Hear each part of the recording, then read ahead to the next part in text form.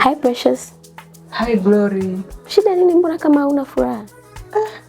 Nawaza umeme umekatika nyumbani, inabidi niende kwa wakala kununua umeme. Halafu nina kazi kibao za kufanya hapa. Kununua umeme hadi kwa wakala? Ndio. Kwenye simu sina hela, hela ipo kwenye akaunti.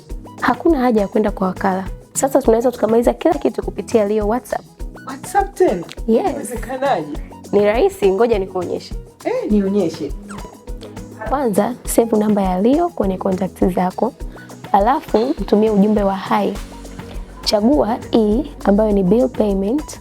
Chagua D ambayo ni electricity prepaid. Chagua A ambayo ni luku prepaid electricity. Kisha utaweka namba yako ya simu. Alafu utaweka na kiasi cha umeme.